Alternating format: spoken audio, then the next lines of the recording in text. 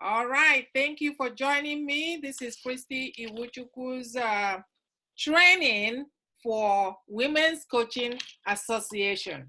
I almost want to say Christy Iwuchukwu's Brilliance TV show, but this is our training that we do once a month. And this month, we're really tagging along our networking that we do every month.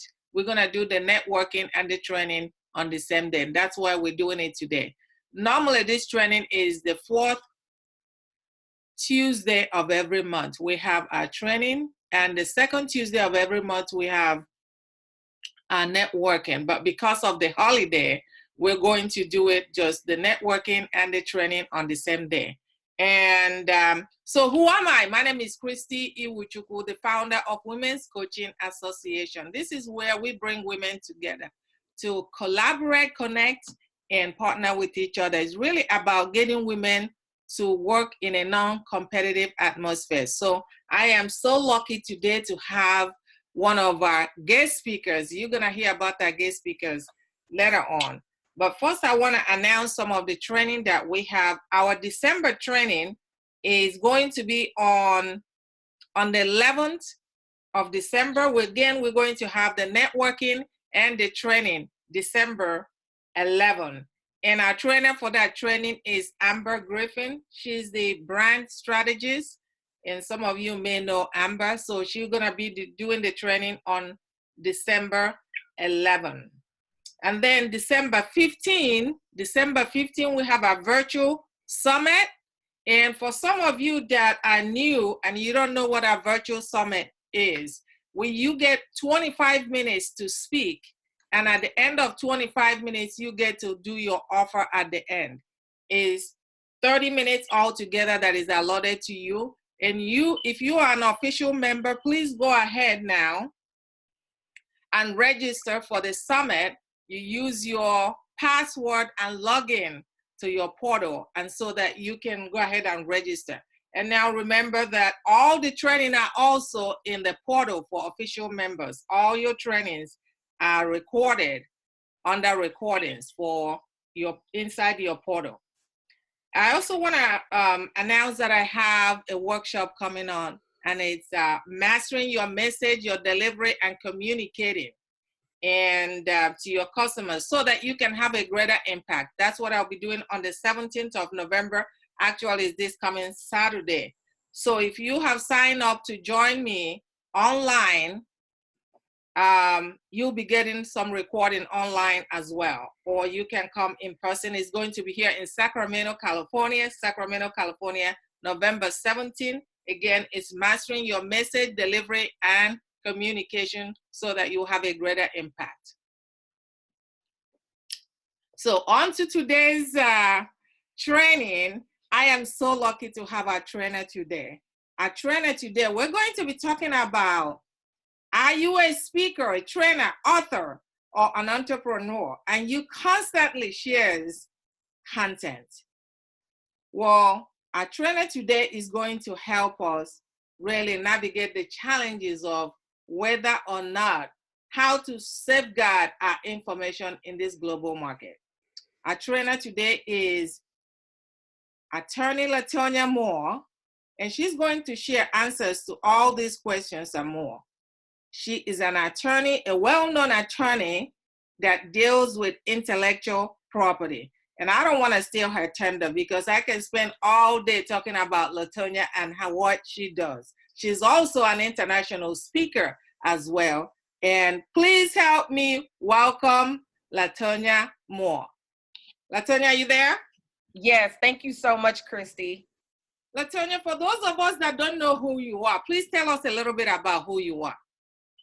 Well, you certainly said a mouthful, and I appreciate that. The other thing, too, is that I actually assist legacy-driven coaches in protecting and expanding their brand to the global marketplace, like you mentioned. Really, our mission at 360 Brand Protection Strategies is making sure that these entrepreneurs have the tools and the systems in place that they need to create a lasting legacy. Awesome. What I want to tell you guys that I don't know what she wants me to say, but I think she's going to become an official member of our team. So we look forward to having her again, and probably she'll be taking part in a virtual summer that we'll be having December 15th. So, LaTonya, without wasting any more time, I'm going to have you do what you do best. Take it away. So, good night, evening, afternoon, morning, wherever you are. Thank you guys so much for having me. This is my pleasure to share this information with you. Like Christy said, one of the things that I think is very important for us to talk about is understanding collaborations. But I think before we really get to that, I really want to share with you guys some of the things about intellectual property, quite frankly, that other attorneys won't tell you. I believe that coaches, speakers, entrepreneurs really should be empowered as they are moving to grow, right? Because you certainly don't want to be in a situation where you have no idea what's going on. And so somebody else is really calling all the shots. I mean, then who's really in control, right? And so a few of the things that I just want to kind of highlight some things that I always get questions about that are, some of them are misconceptions, some of them are like partial, half truths. And so I want to dispel a lot of the myths around intellectual property, specifically copyrights, trademarks, and patents. Now, I could be here all night talking about the differences between the three of those and what each one is, but I'm going to give you guys like the quick and dirty definition, description, just so you can have something to apply to your intellectual property. So first of all, what is intellectual property, right? Intellectual property specifically is something that is literally created and derived and developed out of your head, out of your heart, depending on what your school of thought about this is. I like to believe that it comes from the heart, right? I also like to believe that, you know, it comes from God or whatever, you know, you choose to believe. But here's some great fun facts about intellectual property. First of all, it is literally the only property that is 100% pure profit, right? It's the only property that you can acquire, that you can develop, that you literally don't have to pay for. And I think oftentimes that's why it's disregarded. But that's something that I think we really have to put in perspective. It's also the only property that, quite frankly, is unique to you, right? It's your creation, which is very, very, very important. Because oftentimes, Christy and I have had this conversation extensively. One of my biggest pet peeves is when I see someone post on social media and they say, you know, I had a dream last night, and they start talking about the dream and how now they have this book or this conference idea or this mastermind idea and so on and so forth. And they put it on social media, and then 2 months later, someone else is doing it, right? My pet peeve is not the fact that someone else is doing it. My pet peeve is the fact that someone got so excited that they didn't really take the time to take the steps necessary to make sure that the other person wasn't able to take that information and get away with it. So that's what I'm going to talk about a little bit more. But first, I want to talk about what is a copyright, okay, and what types of things can be copywritten. When we think about copyrights, we're thinking about anything that goes from example, from your head to what I like to say, a manifestation, right? So a writing, a recording, whether that be digital, audio, video, these are the types of things that can be, you know, that you can copyright. Okay, so these quotes that everyone likes to utilize, if you don't take the time to inform the marketplace that you are planning to stake an ownership interest in it, now everybody's going to do it.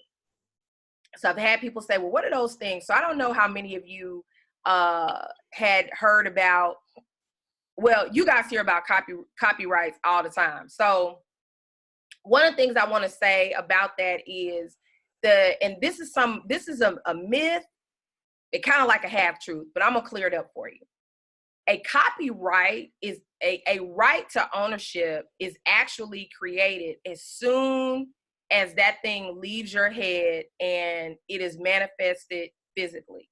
meaning if you start writing a book, right, the immediate, when you put that in a written form or an audio form, right, the copyright exists technically, the ownership right. Let me say it like this. The ownership rights exist at that moment. So at the moment of manifestation, that's when the rights exist. So for example, when you want to, if there's something that you want to put out, I don't advise this, but a lot of people do it. So I'm just going to tell you how to protect it. When you do have those epiphany moments, right? And you do decide that you want to put something out, just put a little short copyright notice. I know some of you have seen on social media, you see people, they have these posts, they're talking about all these different things, but then at the bottom, it has the little circle with the C in the middle, right? And then it says copyright 2018. Why do they do that, right? They do that because they want to put the marketplace on notice of their intent to copyright this material. What they're saying is, I don't want to see this on another post without my express permission, right? That's what they're doing. But what they're also doing is they are leaving a digital footprint. They haven't had time to go to the copyright office, file for the copyright and get it. But they're putting the marketplace on notice that they are staking an ownership claim in this particular matter, whatever that is. It is very important that if you are just burning up so bad to put that information out there, that you make sure that you have that digital footprint in place. Why? Because if that person, if some person in cyberspace steals that information and you do have to go to court, let's say it's something that you decide, okay, I'm going forward, I want to sue them about this. You have a digital footprint, what we call in the legal community, something that's contemporaneous. And it shows when you first utilize this information in the marketplace. As long as you can show that it was before the other person used it, right? Now you can actually, now you have a claim. Now you have what they call standing in the marketplace. The reason that I'm a big proponent of, if you think that there's something you feel that strongly about, take a few minutes, go to the copyright. It's copyright.gov. For those of you that may not know what the website is, copyright.gov. Right there, there is an application that you can fill out. And you provide the information, you submit, it'll tell you on the application exactly what you need to submit. You pay the application fee, you submit it, you have a copyright. You have a formal copyright, okay? Not just because you already have a copyright, but you want to make sure that it's formalized so that you don't have to go through all of this, right? You already have your application filed because it goes by the date of application when it comes down to determining who was the first one to utilize this particular information. Very vital that you get that, very vital that you do it. A lot of people don't, most people won't. People that end up coming to me, the scenario is, well, I shared this information, you know, I'm writing a book, I sent it out to these people and I had them look at it. They told me they didn't like it, but the next thing I know, this person is doing the book or this person is doing something very similar. And it's my concept. And now they've already gotten to be an Amazon bestseller. Something like that. That scenario happens more often than not. But the question is, where was your information? How are we going to be able at this juncture to prove that it was your information first? Because now they're out with it. You have to have something in place to show that. Now, in that scenario, what I would tell someone is never show anybody, nobody, unless they are working with you on the book. If it's a ghostwriter, of course, you know, if it's an editor, of course, but you should have the proper contracts in place, right? So that you can make sure that you don't have this problem. It's not going to stop people from stealing your information. It's not going to stop people from stealing your idea. But what it will stop them from doing is capitalize on it and profiting from it. That is the biggest thing that you got to understand. They will no longer be able to profit from your intellectual property. Trademarks. Now, I'm going to tell you guys a little secret about trademarks. First, a trademark is anything that you want to utilize that represents a business or a brand, i.e. a logo, a symbol, a saying, right? These are the things that the information is representative of something else. The item is representative of something else versus a copyright. Copyright protects content. So think about it like that. That's the easiest way. Copyright protects content.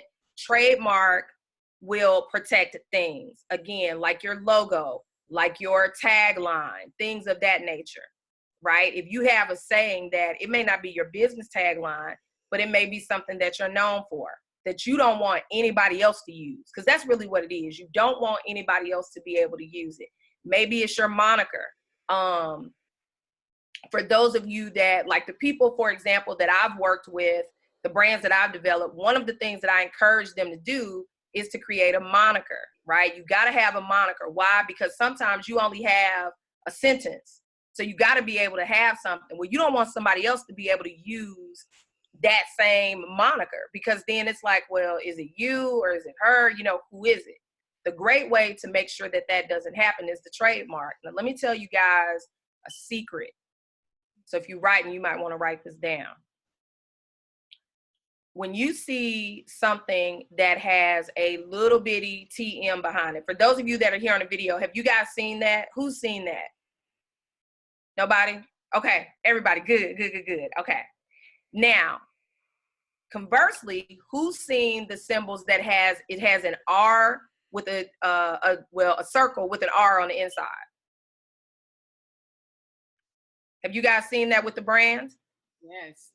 Okay, everybody's seen it. So both of those are trademarks, right? Both of those are trademarks.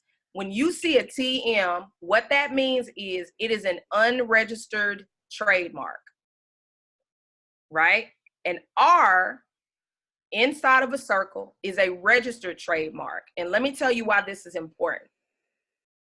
The TM is what you do before you get the formal trademark. Because what that does, like I told you guys earlier about the copyright notice, it puts the marketplace on notice that you are taking ownership of this symbol, this phrase, all of that. And typically people do that until they get the formal trademark. Now, I will tell you, and you guys have probably seen it, there are brands that you have seen for many, many years that all they have is the TM, right? You see them. But the major brands typically will have a registered trademark, because here's the thing, you want to register it because you want to prevent a threat of anybody being able to profit from it, period. If you utilize the TM, what that will do is that will give you the opportunity to say, I was the first one in the marketplace to utilize it, right? And because I put my TM there, the marketplace was on notice of my intent to take ownership. So a couple of examples. Some of you may have heard about Jay-Z and Beyonce when they tried to trademark Blue Ivy's name. They paid all the money and the trademark was rejected, right? And they appealed it. Not only did they appeal it, they tried to go after the person. It was like Blue Ivy Bakery or something like that, whatever the person had been doing.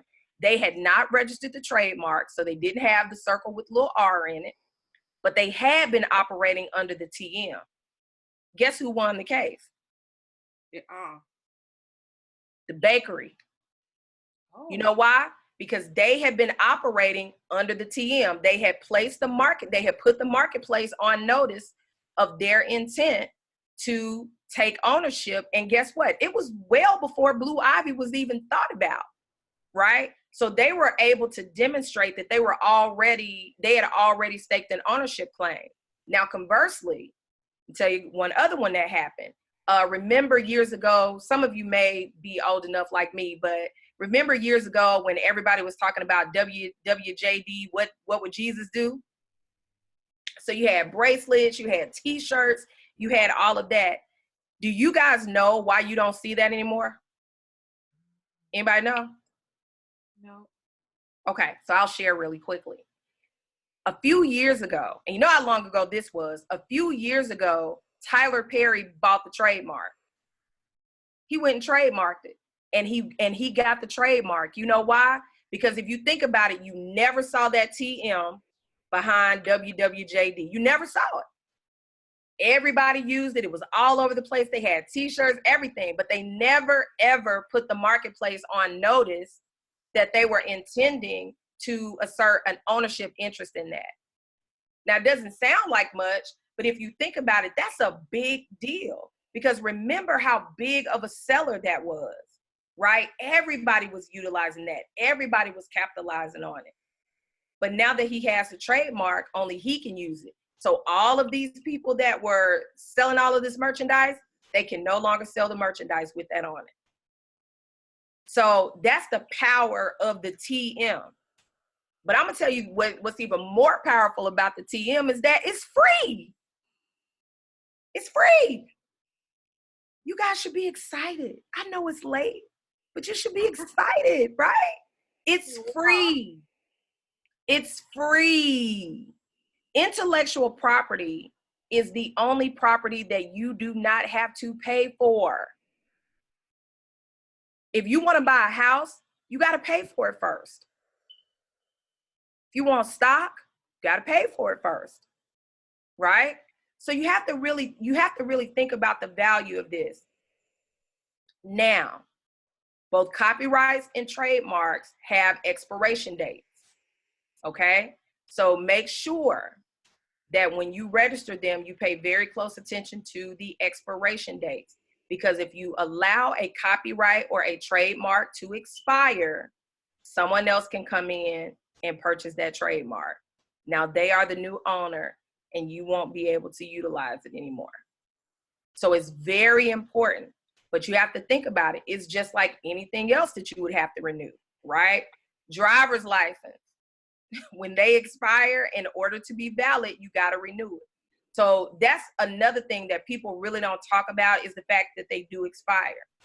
The same thing with patents. For those of you who may have some inventions, I mean, you may create some type of apparatus that, you know, allows you to know exactly what your client is thinking, so that you know what to tell them when you guys are closing those, you know, $15,000 client coaching clients. I don't know what the price point is, but $15,000 coaching clients. Everybody, right? Everybody got 15,000 coaching clients?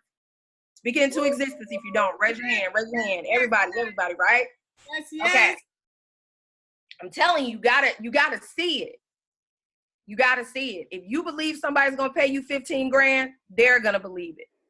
But you may create something, right? Now, again, remember, to get a patent, it has to be something that is a physical item, right? So you can't get a patent necessarily on a non-physical item. Now, there are some exceptions to that, of course, but for purposes of just to talk about this, there's something called a provisional patent. And what that does is that says, you know, well, I want to go ahead now and stake again, it's like the TM almost, but you do have to pay for this. It's like a TM almost. So have you guys ever seen a commercial where they're talking about an item and then they say patent pending? Anybody seen that? Yes. Okay, when you get a chance, pay attention to it, for those of you who haven't seen it. But when you see that, that means that a provisional patent has been filed, but they don't have a patent yet. Now, when you do go for a provisional patent and it's quote unquote approved, it's not really approved, it's just registered, you have 1 year from either the date of the provisional patent or the date you first made a physical presentation of this product, right?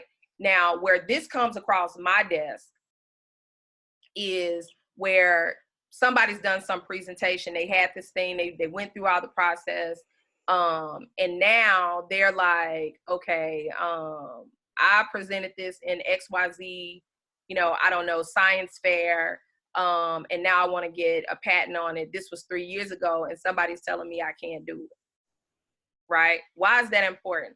It's just like anything else. You got to think about the time frames. Now, some of you may be saying, who cares, right? I'm never going to invent anything, but you might. Because the way that the world is going now, especially because of how coaching has evolved throughout just the last 10 years, you never know what you may develop, right? Because right now you may have a method that you use that's very effective, but then down the road, you may be able to create a system that's a physical system, right? That people can utilize. And now what was here, right, is now your own system and method that's working on its own. So you got to be like open-minded when it comes to that. Any questions about any of the stuff that I just said? Does anybody care? They can hear. We can take questions at the end. Oh, at the end. Okay. Sorry. Please. I'm excited. Okay. So I'm going to move on very quickly though to working with others, because I know Chrissy told me this is something that's very concerning to the group. When you're working with others and you guys are like in this work group, you know, you got this burning idea. So you like call all your people and you're like, yeah, well, let me tell you guys about this idea. And so you spitball the idea around and everybody's taking notes. And in the end, you come up with this fabulous concept, right?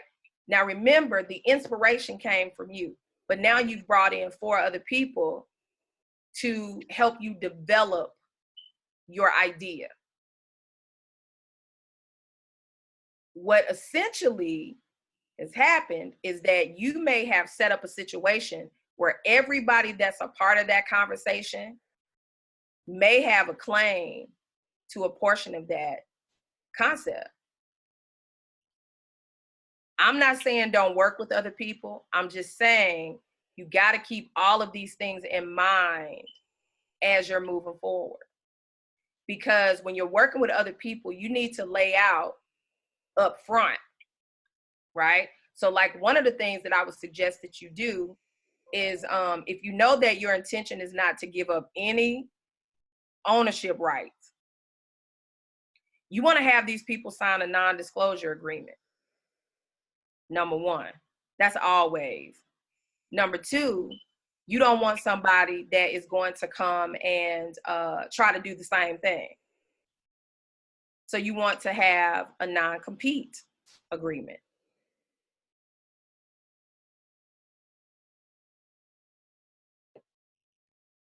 Now, let's say it's a situation where you guys really are working together on this concept, but you want to, like, basically they are just helping you in the sense of bringing it all together. Let's say that it's a conference, right? You know, that's big now. So let's say that it's a conference and this is your concept. Everything about it is your concept, but you bringing these different people in to add, to drop elements, right? Not necessarily that they're adding to how it is. So your intention from the very beginning is that this is yours. You're not giving up any ownership rights. They're just coming in and they're just consulting on it. Whatever agreement you guys have in place, like if it's a consultant agreement, if it's a collaboration agreement, what is very, very, very important is that there is a provision in there that talks about who owns the intellectual property. Because if it's not in there and one person is saying, well, you know, we all did this together. Because the person, you know, the person whose idea it is, they're going to say, well, everybody knew that it was my concept, right? And people will say, well, yeah, you know, we knew it was your concept, but what we didn't think was that we were going to be giving you all this information for you to profit from. We never talked about that. So now this person, whether it's true or not, really does have a good point. Well, we didn't talk about it. So I didn't know that this is what we were doing. So you got to make sure that you cover yourself on all bases. I know it sounds very formalistic. It's just like, well, I mean, this is how I always do business, right? I'm a solopreneur. Yes, but you just got to be mindful of these things. There are lots of ways that you can have conversations and get input from people and not give them your concept and not give them your idea, okay? If you don't plan on sharing anything with them, you got to be very honest about it. You got to be above board about it. I was sharing with Christy that with my people, I give them templates that they could talk to 27 collaborators. They know what to do, right? So that they can just have something in place. It's fully vetted. that that they can utilize, because I don't want them coming to me saying, I was talking to them about the concept, remember the concept, blah, blah, blah, and now they're doing it. I don't want them in that situation. People are less likely to try something when you have something on paper that they've signed. Now they may still do it, but they are less likely to do it, right? You can't stop them from doing it, but what you can do is, if they do it, you may be entitled to some profits, right? You may be entitled to stop them from utilizing the name, things like that. One last thing, and then we're going to just quickly get to questions. I'd like to know, I know that everybody on here is a coach, right? Yes. It was a coach.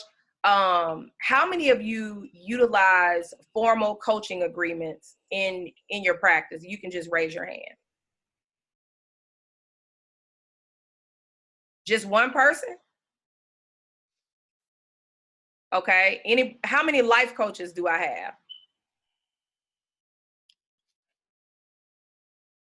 Okay.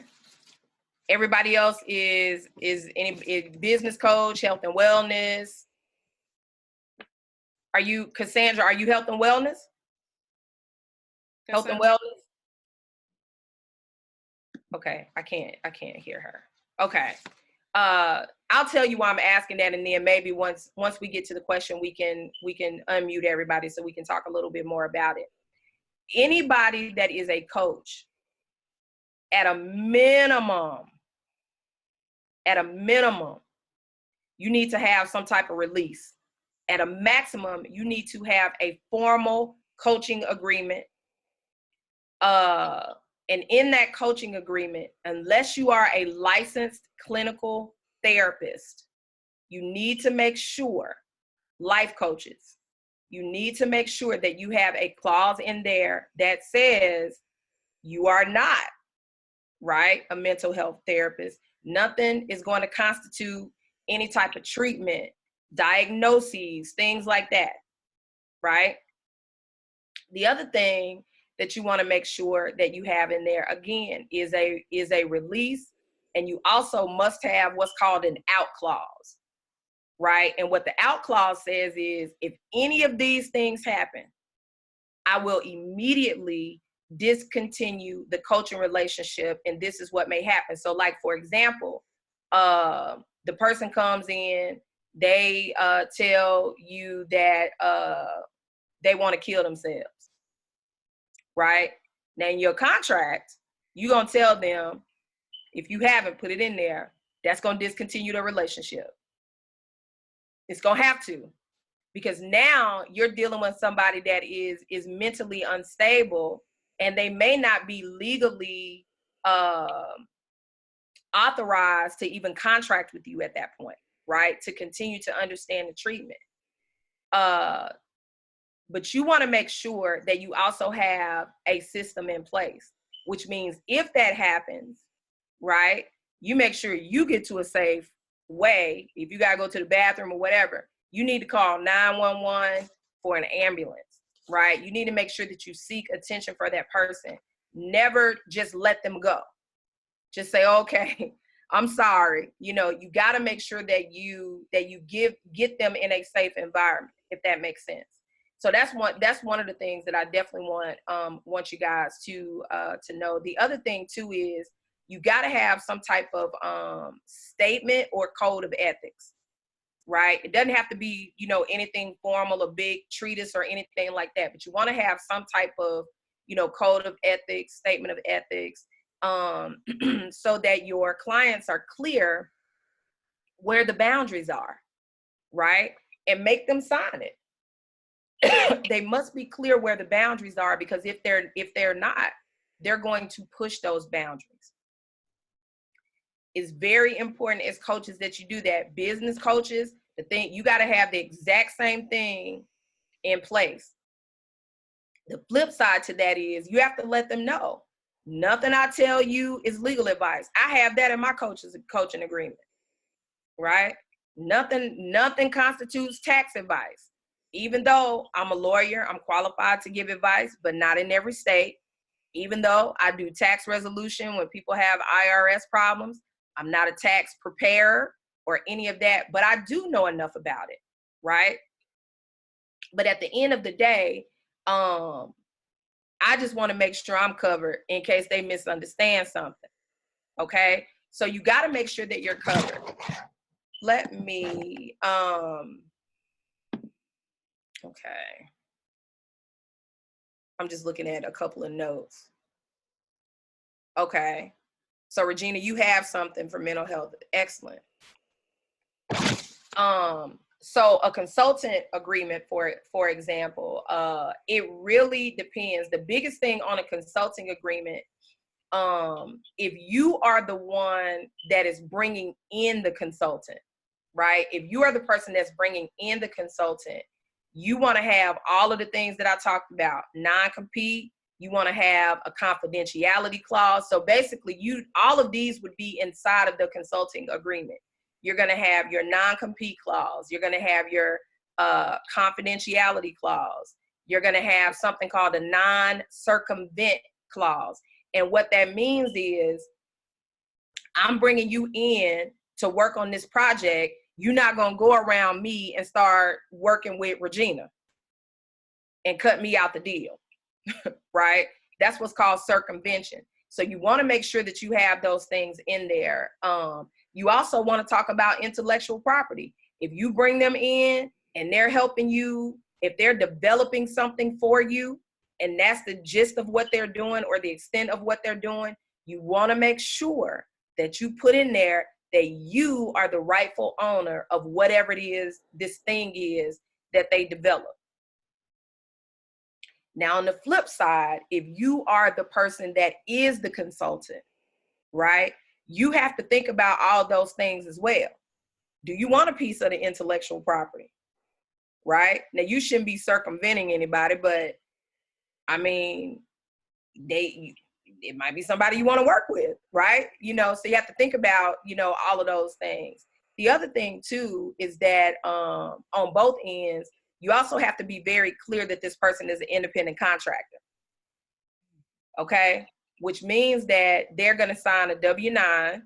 So this is what needs to be attached. You want to have a W-9 if you are bringing in a consultant, because you have to do a 1099 at the end of the year. Right?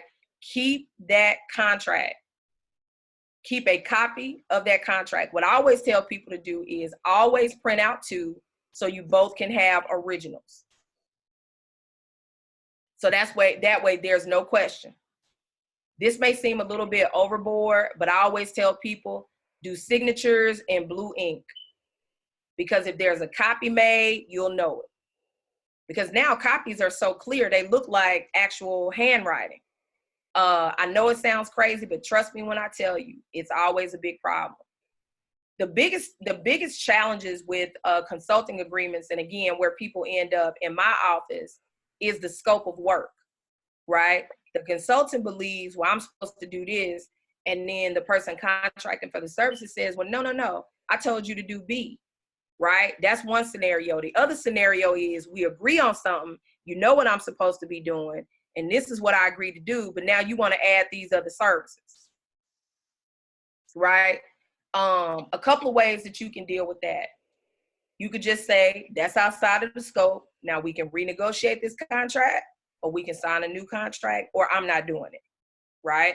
Whatever the new services are that's outside of the scope of the contract. I've seen some people have a lot of success by basically agreeing up front, if you add on anything else, this is how much it's going to be, either hourly rate, flat rate. The only problem is it's very difficult to know what that other thing may be. So I see it more effectively when people know what they're doing and say, and they're estimating hours. So they may pay and they may say, okay, we're going to do this and we're going to contract for 20 man hours, but it takes 30 man hours. So you can agree up front that, okay, if it reasonably takes more than this 20 hours, this is how much it's going to be per hour. So you could definitely do that. Let me see.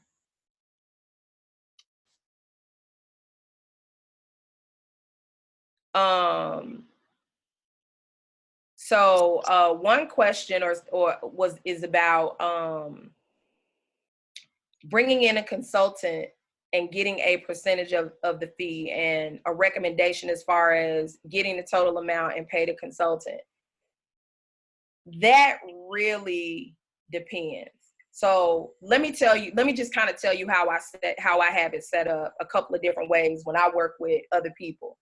There are certain services that people get through my company that I don't do, right? One of my collaborative partners, that's what they do. What I do, and again, I don't know the situation, so this may not be practical, but I'll just use tax resolution, for example. I don't do tax returns. So if I take on a tax resolution client who hasn't filed tax returns for the last 10 years, so they need to file them because they got to get compliant. I have people that I contract with that will prepare those tax returns. Now, all the client knows is that the tax returns are being filed. So let's say this person charges, I don't know, $200 to prepare a tax return, right? I may charge the client $500.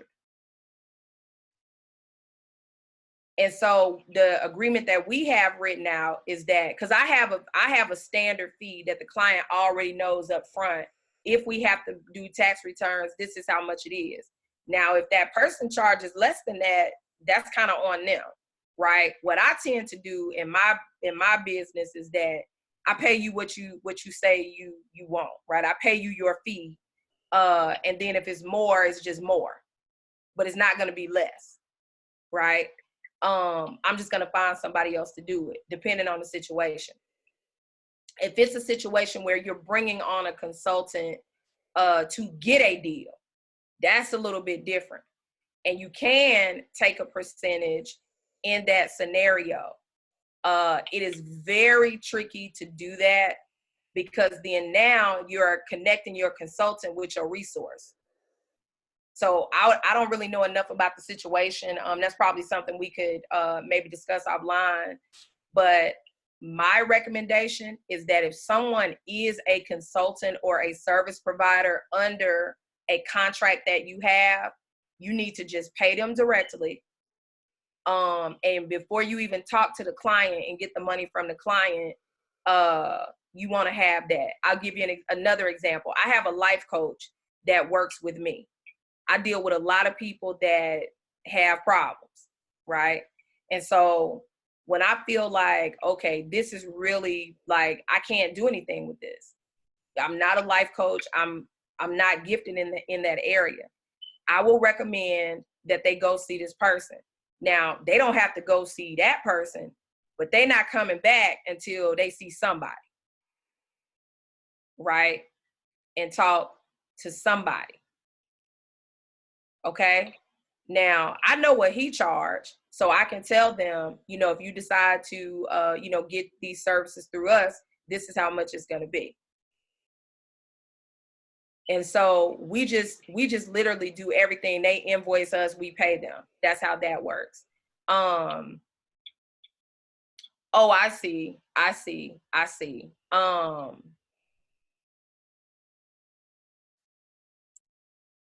Okay.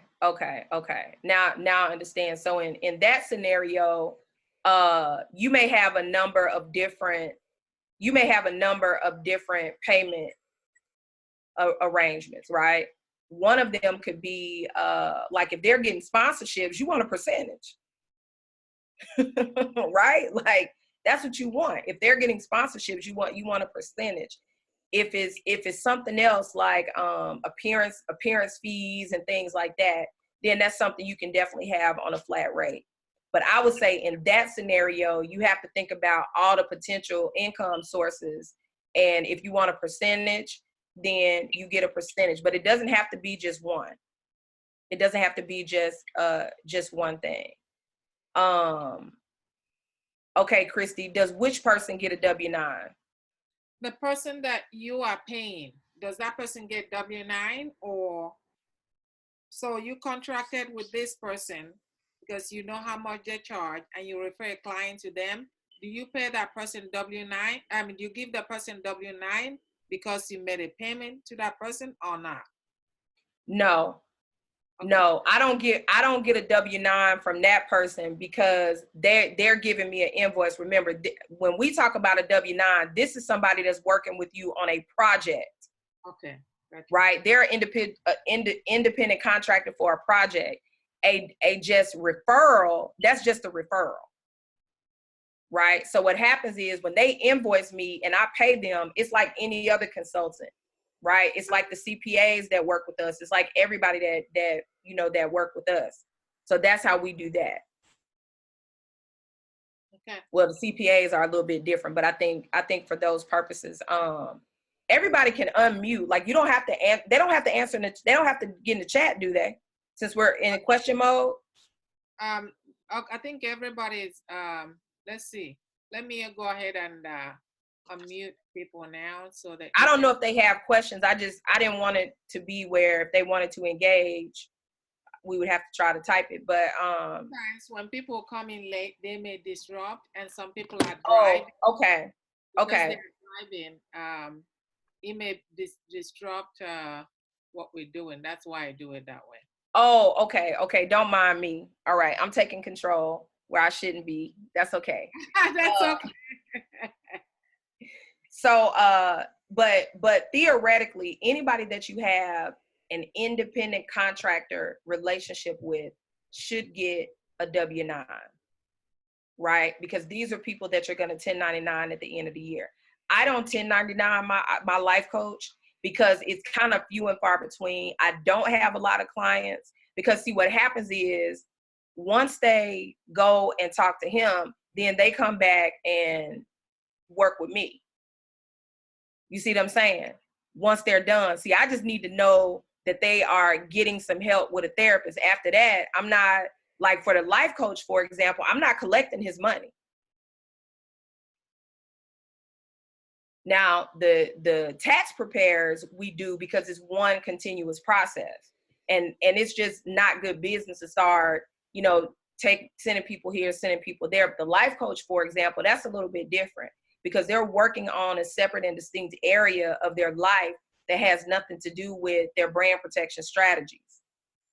Right? But it's just that they need to, like, they got to fix this stuff because you can't take, you know, all this baggage with you and you're trying to go global. So it's pretty much like if if they had a medical problem, they'd be going to the doctor, you know, while they're doing this. So it's pretty much like that. And it's kind of, you know, two different things. All right. So LaTonya, I thank you so much for imparting in us a lot of information. I'm sure our people have lots of questions. So I'm going to go ahead and mute each and every one of them one by one because I think there's one person that is driving. So I'm going to go ahead and mute people so that if I mute you, if you have any question, please answer your, ask your question, please. So I am going to go ahead and mute people. If I can find, let's see. Yes. Okay. Yeah. So I just, I think I'm understanding what you're saying about a consultant. So if I'm going to bring someone in that's going to be offering different services, I'm going to make sure I have all the information in the consultant agreement. And so the person that's going to be hiring the consultant is going to go through me first, and then I get a certain fee based on that because what I'm going to be doing is marketing the service and all that. So, and then they would get a 1099, the consultant. But if they're hiring the consultant. No. Okay.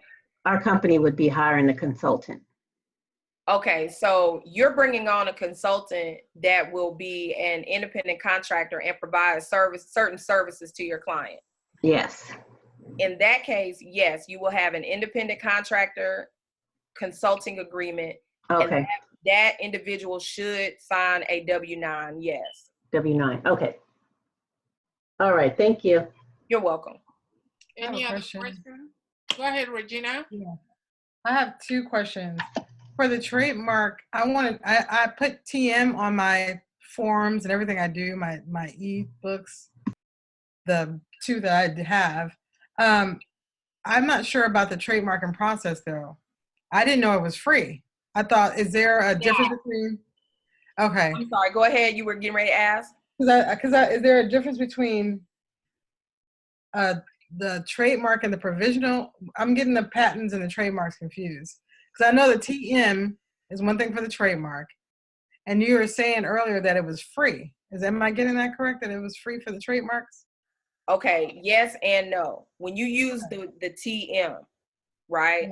Mm-hmm. Just put that there. Right. Right. And what that does, that puts the marketplace on notice. Right. That your intent, like, I'm owning this. I don't want anybody else to use it. Right. You don't have to pay anything to do that. But to register the trademark where it's recognized by the government, there is a fee. That's when you pay the fee. Okay. When you do that, the TM goes from TM to the circle with the R in the middle. Right, to the R, meaning it's registered then. Exactly. Right. Okay. Got it. Also, do you have a place where you can get good language for all of these forms? I have a contract I use with my coaching clients, and I'm a health and wellness coach. I'm also a lifestyle strategist, so I do business as well as lifestyle because I do in-home feng shui, along with all the holistic health stuff that I do. Do you have some good templates for like the non-disclosure, non-compete, and non-circumvent contracts? Yes, you would.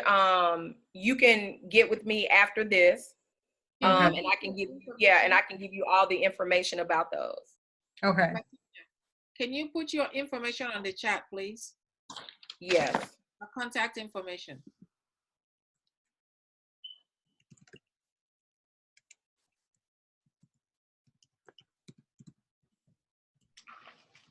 All right. Any other? That's my email address. So you can contact me. I think Cassandra has a question. Cassandra, let's see. There you go. I don't know. Oh, there we go. Thank you, LaTonya. I am this is so much information. It's kind of overwhelming. But to just think about everything that we do, because I know for me, I'm a wellness advocate and I don't have any contracts or anything like that. I teach the benefits of using essential oils. So I don't know how that would work in terms of creating some kind of copyright or something for me to kind of use when I'm speaking to clients, so then I don't, get myself into trouble when dealing with clients. That's one of my questions is to what exactly can I use in terms of when I'm dealing with clients as a wellness advocate. Well, let me say this. You definitely want to have a release that basically says you're not, diagnosing, treating. Okay. You want to have something that says, you want to talk to the client and ask them, or advise them to seek medical seek the consultation from their physicians before utilizing anything. If you think about it like this, I would say pick up any multivitamin, any random multivitamin, right? Or any type of anything that they tell you that's health and wellness in the store. Any warning that they have on there, just put it on your stuff. I know it sounds crazy, but just put it on. I get that. That's so true. And also too, something else that you were talking about, and this is probably, I work for a government contracting company. So like everything that you were saying about the independent consultants and all of that and getting the contracts, that made so much sense to me because I don't work so much on the contracting side. So all of that kind of worked together and made a clear understanding about how everything works. Because we did have an independent consultant that worked for us for about a year and then they let her go. And I wondered what maybe they had in the disclosure of that contract prior to. And so you kind of made it more clear to me as to what maybe might have been in there. It was probably a contract stating if you don't get work for us within this span of time, then we have to let you go. Mm-hmm. So yeah, so the knowledge was very, very, very, very really good. Thank you. I appreciate that. Yeah. Awesome. So I have a question. Before I'm gonna release Nora. I don't know Nora whether Nora is still driving, but let me ask my question here. My question is, LaTonya, you talked about copyright and trademark, and you talk about TM, the one that is not registered. You also talked about that it has an expiration date. My question is, if you did not register it legally, does it have an expiration date? Not necessarily because it's not registered.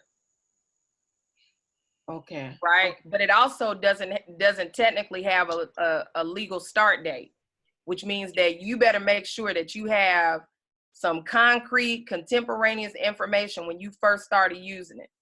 Yeah. It also means that every single place under the sun that you put that, you must have that TM. If there's any lapse in time where you're not putting that TM, right, and somebody comes along and takes it, they can say, well, I thought she abandoned it because she was using a TM. Now she's not.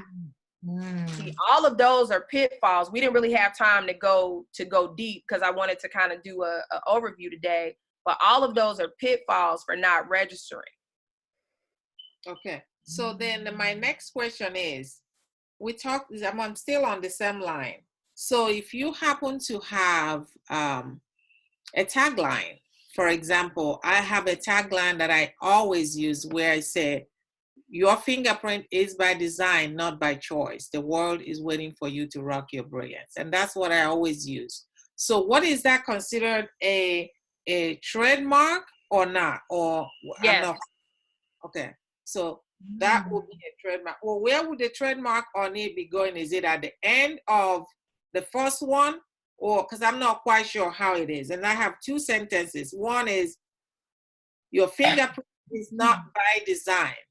Your fingerprint is by design, not by choice. And then I end it with, the world is waiting for you to rock your brilliance.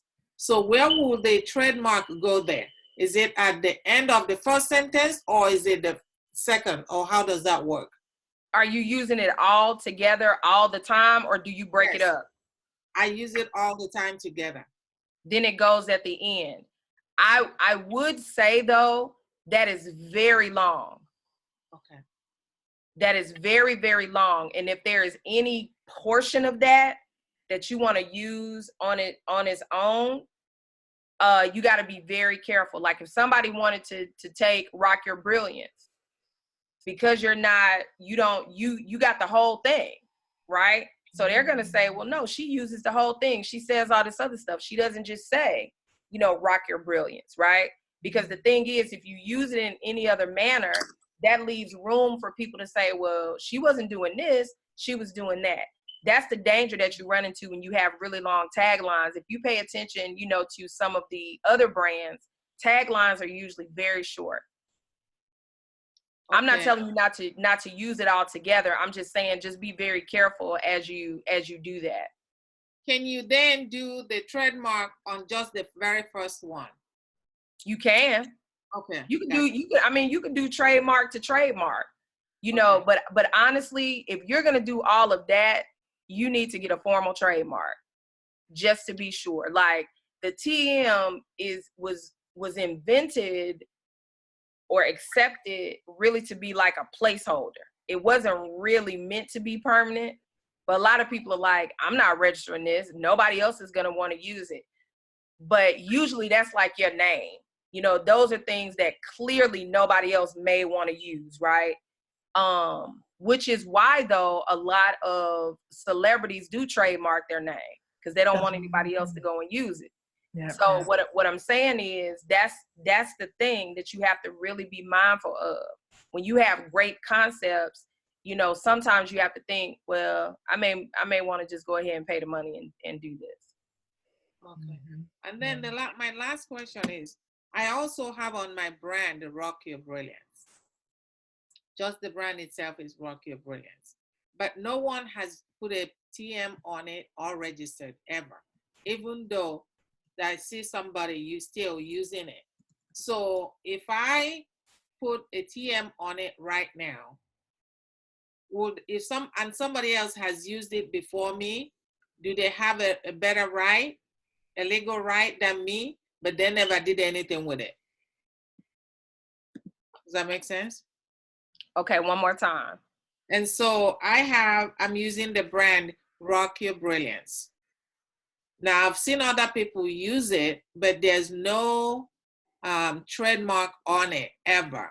And so if I put a trademark or register it now, can someone say, I've used it before, but I haven't put any TM or register on it?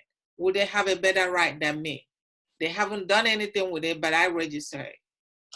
Not necessarily, because that's that WWJD example I gave with Tyler Perry. And when you get a chance, if you're in a situation like that, Google that whole setup, because there's been a lot written about it. A lot of attorneys have done a lot of great kind of in-depth, easy to read and understand analyses about how that went down and some things that you can do, giving great advice about that. But that's what that will be. But I will say, if there is something that you want to trademark, that other people potentially are using, I didn't even think about doing this. I don't think I can share my screen, but I was going to say, you can go to, I'm going to put this in the chat. USPTO. Okay, so the website that I put in the chat is the U.S. Patent and Trademark Office. You can go there. Can you see it? Oh, I'm sorry. It just went to Marliese. Hold on. I'm sorry.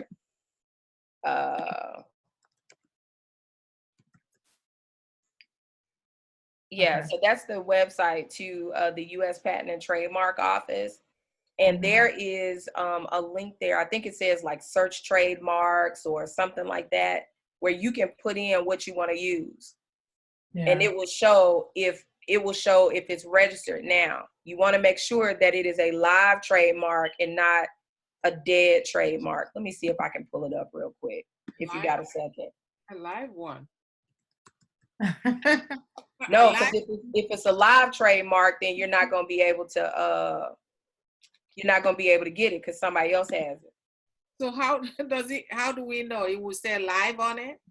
Can you see my screen? Yes. Mm-hmm. Okay. So this is what the website looks like. And so here, it says find it fast. Let me see because they've changed a lot. I would say though, now copyrights are pretty simple. I'm trying to find let me see, trying to find where is it? Let's see. They moved this around a little bit.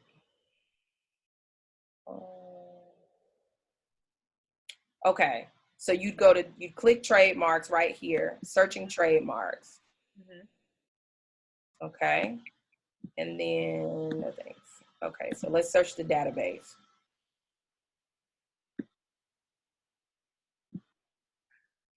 Okay, so let's say, and then see, here's the other thing. You got to know what it is that you want to do. So yours is what you would call a word mark, because there's something that you want to do. So yours is, let's just say, Rock Your Brilliance, right? Yep, nothing in there for Rock Your Brilliance. Well, I better go. Yeah. You want to do that tonight. Do it. Rock Your Brilliance is not in there. So here's the thing.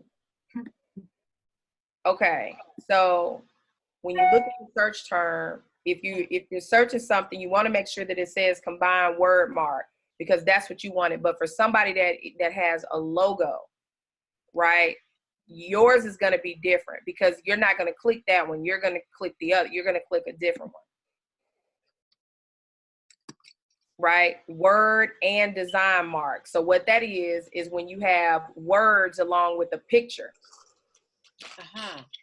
Right? So you'll check, either one of these. So again, it really is kind of like a complicated, convoluted process. I would not tell anyone to try to do a registered trademark on their own just because you have to answer so many different things. If you are interested in doing that, someone on our team could assist you, or, you certainly, but you want to make sure that whoever you work with has experience with trademarks, and they're not just somebody that's like trying to get a buck. Okay, but it's USPTO, I guess that's kind of simple enough. I can put TM on it right now. Yeah, you definitely want to do that. And the other thing too, honestly, if you see somebody else doing it, you just send them a cease and desist. What? You just send them a cease and desist, basically saying, this is my slogan or my tagline, and you need to stop using it. Huh? What you just said, is there a template for it that we can buy? There are like sample cease and desist letters. Certainly, sure.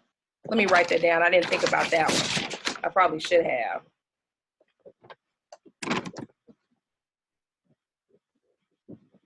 So what I'll have you guys do, I put my email in the chat, so you guys can reach out to me directly with any questions about templates that you have. If you already have, I think Regina was the only one who already had an agreement. I'm not sure. Maybe Cassandra had an agreement too that you guys are using. But if you wanted to, so you may not need like an entire agreement. You may just, it may have been some things that you heard about. All of those agreements that I talked about, like circumvention, compete, there are also clauses, right, that you could just get and put in an already existing agreement if you're comfortable with that. If not, you certainly could get the entire template, but you just may not need it. So just, you want to make sure that, you're fiscally prudent, when you're making those decisions.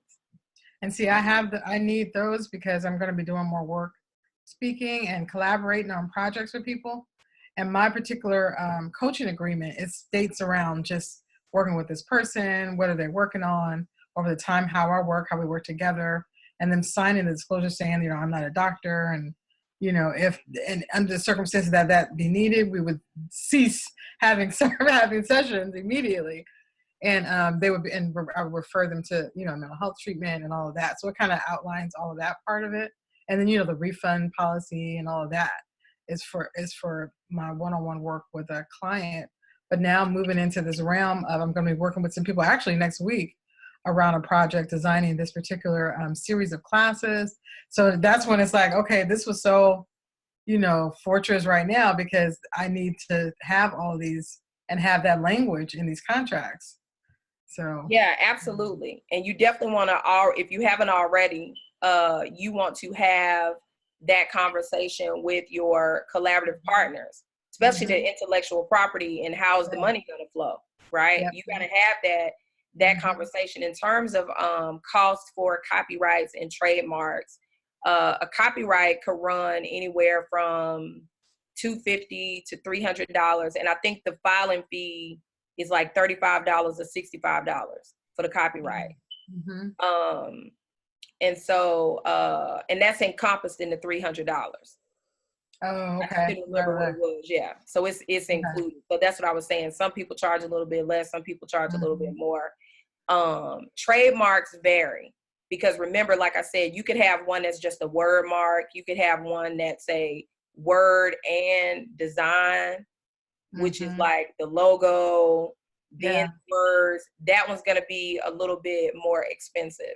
But just the range, for those of you that may want to know, they can run anywhere from about $1,500, and the filing fee is $275 if it's filed online. If it's filed by paper, it's $325. That is not included in the $1,500 typically. Some people will do it. Like I know some people on our team, they do. That's included with your $1,500. And then the fees are so like a word mark and a design mark technically are 2 trademarks in one. And those roughly run right at about anywhere from $1,800 to $2,000. Because it's more, it's more than one, so that's check number of things. Trademarks tend to be a lot more pricey. Copyrights are not, but trademarks are. Wow. Okay, so that if I'm doing my Rock Your Brilliance, and I come to you guys, is that $1,500? Is that what you say about? Yes. Okay. Okay, that's why one has to be really sure before they do it, for real. Yes. Okay. Because here's the thing, because no amount of, they still may not approve it. That's the other thing. It's not a guarantee. Just because you get on there and nobody, remember I told you, you got the TM people in the world. So those are going to be the ones that won't be in that system. What we looked at were all registered trademarks. Right. That's why I'm saying don't try to do a trademark by yourself. You always want to make sure that you have somebody that you're working with that's qualified that will find this information for you. Okay. We have Nora, do you have anything to say? You have any question before we close out? Nora. Did you unmute me? Yes. Oh, no. Everything, all the questions were answered that I had. Okay. Awesome. The cost was just addressed right now. Okay. So, okay. I just want to thank everyone. Thank you, LaTonya. Really appreciate you so much, LaTonya. Yes, thank you for having me. And please feel free to reach out, guys, if you have questions. And I would like to ask everybody if they could take some time to send me a testimonial about their experience. It would be greatly appreciated. LaTonya, I don't see your email. I'm wondering, can you have a list of these templates because I know it's not all your templates that we can purchase. Is there any list that we can have? I will post it on our Women's Coaching Association for people to it probably would be better if I know some things, but because I'm not sure what everybody does, I don't know. So you want to do it individually? If you could poll the group, maybe Christy, and then see what type of templates would be beneficial. Like I took a list of the ones that I was talking about, and then I added the cease and desist letter, because that's not one that I had talked about, but I do have a template, and literally it's just, you just drop your information in there. Like there's nothing much to it. But anybody that needs something specific for them, not necessarily a template, but if they don't have something, that they can certainly reach out, and then we can see if we have something in a template library for them. But everything that people mentioned today, the non-circumvent, the independent contractor agreement, collaboration agreement, all of those, I do have.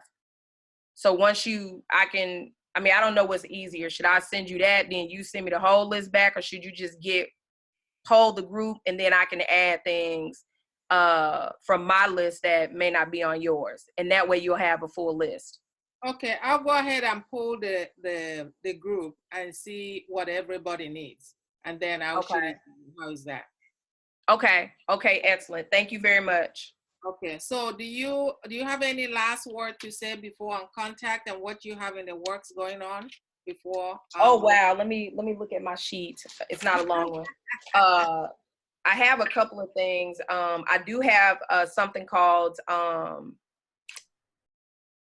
barbecue and brand protection. It's also a virtual component where we'll be talking about the 6 elements or 6 essential elements every entrepreneur needs to know about brand protection.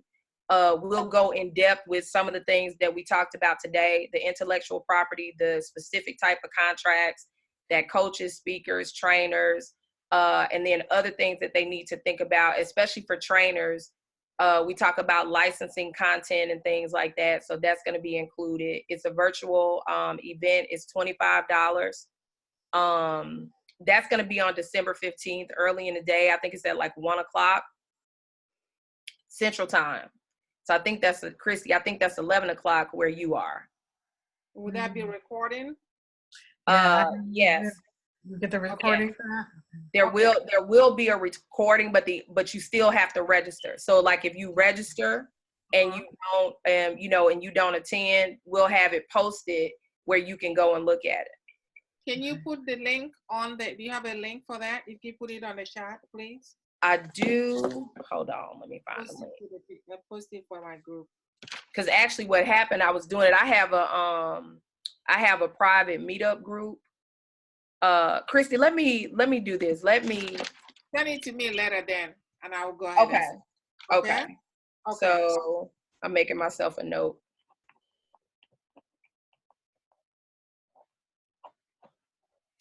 And I put it on Facebook too.